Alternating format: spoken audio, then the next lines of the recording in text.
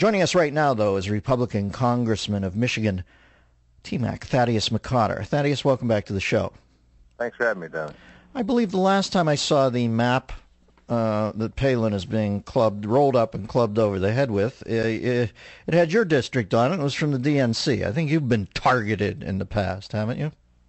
Yeah, it's obviously part of the rough political vernacular that's been going on for years. And at the time, I would never have thought or to blame the Democrats for trying to incite an act of violence. It's just something that is out there. It's a crude graphic, but at that time, it was just the ordinary course of how the campaign committees referred to marginal seats that they'd hope to put in their column. Yeah, I can tell you that TMAC did not send this to me when it came out. This did not happen where he said, look what they're doing to me. This is the nature of the ugly beast that is the American political system. And more importantly, in my eyes, this is humankind. It always delivers atrocities. It is as predictable as the nobilities done by humans to other humans.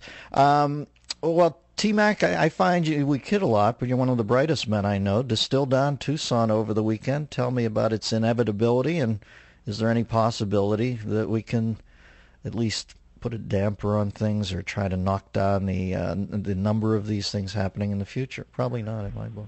Well, Dennis, it's normal for people to try to find irrational explanation for the tragedy. It's normal, I suppose, for them to, in many ways, go a little bit be overzealous and trying to put forward what they believe to be a reason for it. But, we grew up, we watched presidents be shot, we watched Pope be shot, and we watched entertainers like John Lennon be shot.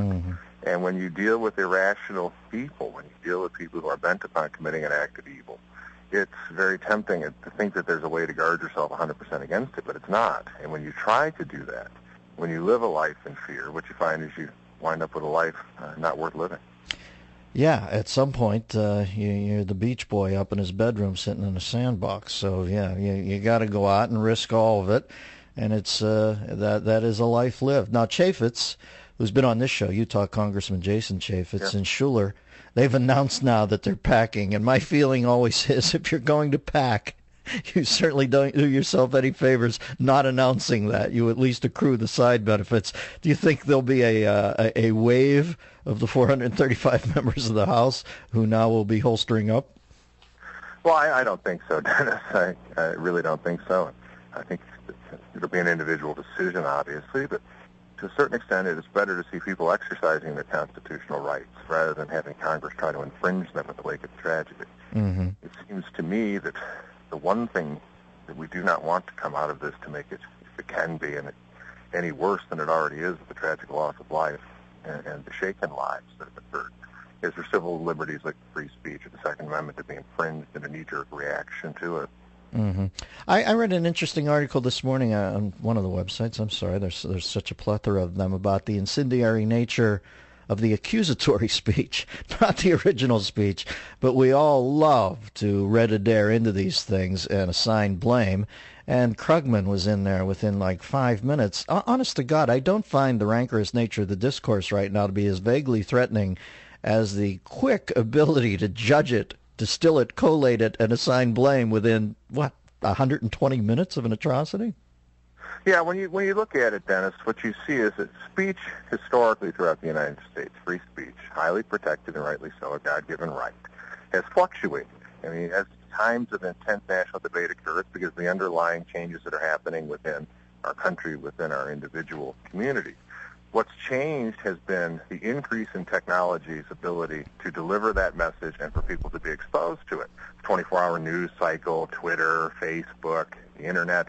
So there are people who seem to think that somehow we live in a time where free speech has to be curtailed because it's too intense. I would argue the exact opposite. The reason that you need free speech, the reason that you need the freedom of conscience is not only because you're born with it, but because it allows the passions of the day to be vented through words rather than deeds, which can, as we know from the history of the United States, can often be very, very damaging and very deadly. So when we look at this situation, you have a man who says that the United States government was using grammar to control people's minds. I don't remember that being part of the heated political discourse over the last 2 years. I think that if you start to bottle up what people can and cannot say is when you start to increase the actual animus that's in the country and in individuals because they can't express it. They feel that their government's shutting them out. So if we buy into the illogic that somehow rational people having a heated political debate, which is their right, has somehow led an irrational individual to an act of evil, the consequences to our civil liberties are going to be detrimental. Yeah, one need only look at historically prohibition and how every place became a bar then. And the National Hockey League in the micro, or the more current, if you don't allow them to fight once in a while, there's going to be chippy stick work into corners, and that's what always happens. I don't think there's any way to control somebody's speech, but I do think we could enhance our methods of noticing it. Listen, I'm not going to jump into the whole gun thing and say, I wish there were no guns in this country. I mean, for God's sakes, how is that even possible? It's not only guaranteed constitutionally, but how do you put the toothpaste back in the tube? And indeed, a great number of the people who own guns are good citizens. There's nuts with guns, but there's so many more good people with guns. So I'm saying this, can we at least in the waiting period after somebody buys a gun, Google them, T-Mac? Yeah, there is information out there. Seems like nobody's reading it. All you had to do was do a cursory appraisal of this kid's YouTube tweets, all that stuff. Nobody would have sold him a gun. Well, we live at a time where the technologies outpace government's ability to govern these types of instances because we have a very bureaucratic, highly centralized system. Right. What you're seeing is a decentralized world. Again, the technological revolution we're seeing is empowering individuals to make decisions to find information.